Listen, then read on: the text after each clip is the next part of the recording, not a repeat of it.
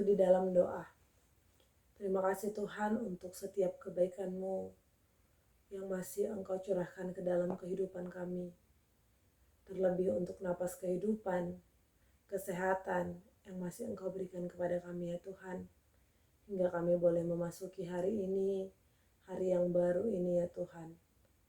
Tuhan, Engkaulah yang memberkati kami, melindungi kami, menuntun kami di dalam setiap kegiatan kami. Kiranya Tuhanlah yang menopang kami di dalam setiap aktivitas kami. Dan juga biarlah firman-Mu Tuhan yang terlebih dahulu mengisi kehidupan kami di hari ini. Sehingga kiranya apapun kegiatan kami adalah cara kami, persembahan kami untuk menyenangkan-Mu. Terima kasih ya Tuhan, kami berdoa di dalam nama anak-Mu Tuhan Yesus Kristus. Amin. Selamat pagi Bapak Ibu serta saudara-saudari yang terkasih dalam nama Tuhan Yesus. Firman Tuhan bagi kita di hari Kamis tanggal 2 Maret 2023 terambil dari Matius 5 ayat yang ke-10. Martua ma napina buru-buru ni halak ala ni hati goran. Aidina sida do harajaon banua gijangi. Berbahagialah orang yang dianiaya oleh sebab kebenaran, karena merekalah yang empunya kerajaan surga. Bapak Ibu serta saudara-saudari yang terkasih di dalam nama Tuhan. Firman Tuhan hari ini adalah bagian dari khotbah di bukit. Di dalam ayat ini kita ditegaskan untuk mencintai kebenaran. Dan ini juga adalah bagian dari identitas kita sebagai murid Allah.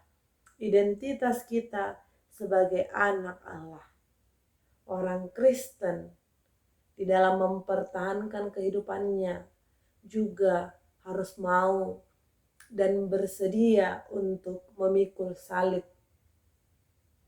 Karena kehidupan, mempertahankan keimanan kita tentu tidak akan terlepas dari beragam tantangan yang bisa saja untuk menghalangi kita, menggoda kita untuk menghadapi kehidupan ini.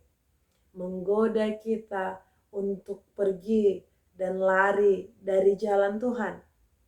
Namun melalui firman Tuhan kita hari ini, kita ditantang untuk tidak mau berkompromi terhadap kejahatan. Karena identitas kehidupan anak-anak Allah, kehidupan orang-orang Kristen adalah untuk mencintai kebenaran. Meskipun mungkin di dalam kehidupan kita ini, orang yang mempertahankan kebenaran sering sekali dianggap sebagai orang yang berbeda dari orang lain. Orang yang selalu mempertahankan kebenaran sering sekali dibenci oleh orang lain yang kehidupannya berbalik daripada kebenaran, yang kehidupannya hidup di dalam kebohongan, hidup di dalam hoax, hidup di dalam beragam kehidupan yang jauh dari kebenaran. Namun kita juga dituntut untuk tidak sama seperti dunia ini.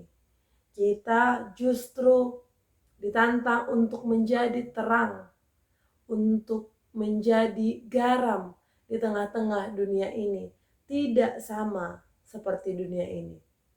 Ketika pun ikan hidup di air asin, bukan berarti semua ikan itu harus asin. Ketika pun kehidupan kita ini, lingkungan kita ini penuh dengan kebohongan, namun sebagai orang Kristen, kita harus mau hidup di dalam kebenaran. Kita hidup berpusat kepada Allah. Kita hidup berorientasi kepada Allah, bukan kepada dunia. Kalaupun dunia menyediakan beragam godaan yang membawa kita untuk tidak mencintai kebenaran, yang membawa kita untuk melawan kebenaran, mari semua kita berjuang untuk tetap hidup di jalan Tuhan. Karena sebenarnya kebahagiaan yang sejati adalah ketika kita bisa benar-benar hidup di jalan Allah. Kebahagiaan sejati adalah ketika pun kita menderita, namun kita masih tetap setia untuk bertahan, untuk mempertahankan iman kita, untuk tetap mempercayai Kristus yang akan senantiasa menyertai kita di dalam setiap tantangan dan pencobaan yang datang ke dalam kehidupan kita. Kalaupun kita merasa kita sedang dianiaya oleh kebenaran, namun percayalah bahwa Tuhan telah membentuk sedemikian rupa kehidupan kita ini. Asal kita mau setia dan percaya kepadanya, Tuhan akan senantiasa menguatkan kita dan menolong kita.